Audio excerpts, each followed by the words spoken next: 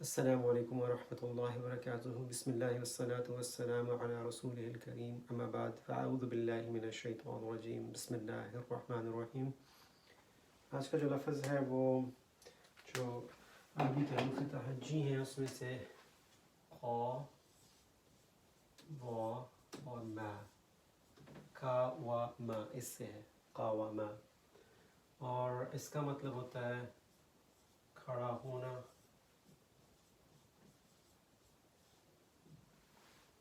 اور چونکہ آپ کو پتہ ہے کہ یہ جو وا ہے یہ حرف علت ہے، تو اس کے جو لفظ بنتا ہے وہ قامہ بنتا ہے، قامہ۔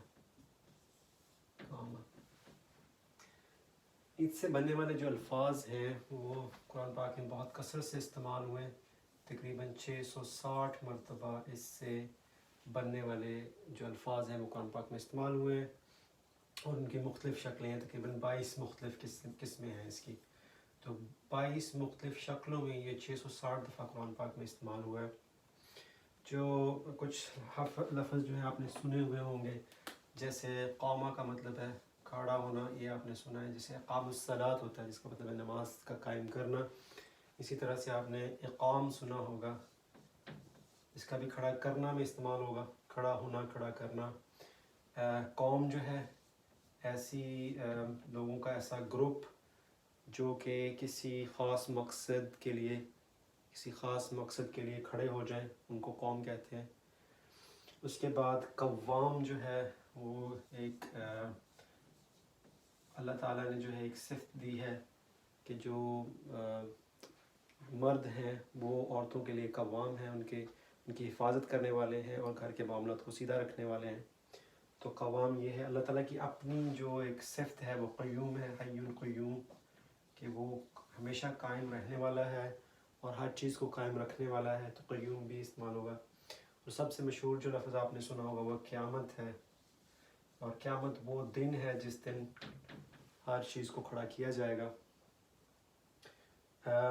اور اسی طرح سے آپ نے جو لفظ سنا ہوگا مقام، کسی جگہ کا نام، ایسی جگہ جہاں پہ آپ رہ سکتے ہوں یا رہنے کی جگہ یا کھڑا ہونے کی جگہ۔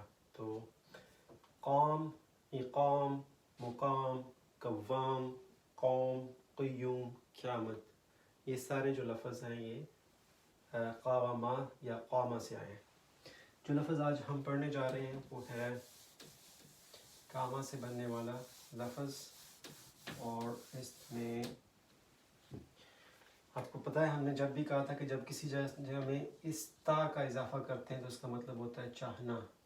تو استا سے یہ بن جائے گا استقام۔ استقام ہے نا کھڑا سیدھا رہنا چاہنا، یعنی ایسی چیز جو سیدھا رہنا چاہتی ہو۔ اور اسی سے ایک لفظ بنتا ہے، اگر آپ اس میں یہ کا استعمال کر دیں تو یہ ہو جائے گا استقیم، استقیمن، ایسی چیز جو کہ سیدھا رہنا چاہتی ہو، ہمیشہ سیدھا رہنا چاہتی ہو۔ اور اسی سے جب آپ ایک کوئی اسم بناتے ہیں تو یہ تو لفظ، یہ ایک اسم یہ بھی بن سکتا ہے یا ایک اسم یہ بن سکتا ہے کہ آپ یہاں پہ میم لگا دیں۔ جیسے ایمان سے مومن بنتا ہے، اسی طرح سے اسلام سے مسلم بنتا ہے، تو استقیم سے مستقیم بن سکتا ہے۔ تو مستقیم جو ہے یہ ایسی چیز جو ہمیشہ سیدھا، کیونکہ یہ کا مطلب یہاں سے ہمیشہ آتا ہے، تو ہمیشہ سیدھا جانے والی جو چیز ہوگی اس کو ہم مستقیم کہیں گے۔ تو یہ ہے آج کا لفظ، قوامہ سے قامہ، استقامہ، مستقیم، اور مستقیم ہمیشہ سیدھا جانے والی چیز۔ اور آپ نے اس لفظ سنا بھی ہوگا جس کو ہم کہتے ہیں خط مستقیم، ایسی لائن جو کہ دو نقطوں کے درمیان سیدھی چلنے والی لائن ہو، اس کو خط مستقیم کہتے ہیں۔ جیسے یہ سیدھی لائن دو نقطوں کو ملائے گی، اس کو ہم خط مستقیم کہتے ہیں۔ تو ہم اللہ تعالیٰ سے کیا دعا کریں؟ ہم اللہ تعالیٰ سے دعا کریں کہ اہدنا الصراط المستقیم۔ تو الصراط المستقیم، یہ دونوں جو ہیں یہ موصوف اور صفہ ہیں، یہ مرکب توصیفی بن گیا، اور ایسا رستہ جو کہ ہمیشہ سیدھا جاتا ہو۔ اب اللہ تعالیٰ سے ہم نے دعا کریں کہ ہمیں سیدھے راستے کی توفیق عطا فرما۔ اور اللہ تعالیٰ نے قرآن پاک میں یہ ایک جگہ پہ یہ فرمایا کہ جس کا مطلب یہ مفہوم یہ بنتا ہے کہ جو سیدھا رستہ ہے وہ بیسیکلی قرآن کا رستہ ہے. تو ہم رستے پہ جانے کی دعا کر رہے ہیں, ہم کسی منزل پہ پہنچنے کی دعا نہیں کر رہے, کیونکہ منزل جو ہے وہ خود بخود جب آپ قرآن کو پکڑ لیتے ہیں تو منزل خود بخود جو ہے وہ منزل پہ آپ پہنچ جاتے ہیں.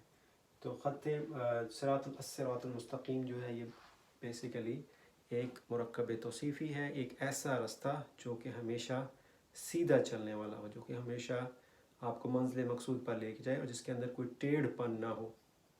تو اگلی جو الفاظ اس میں ہم دیکھیں گے کہ جو ٹیڑھے رستے ہیں وہ کون کون سے ہیں. اللہ تعالیٰ ہمیں ان رستوں سے محفوظ رکھے اور ہمیں ہمیشہ سیدھے رستے پر چلنے کی توفیق عطا فرمائے. آمین.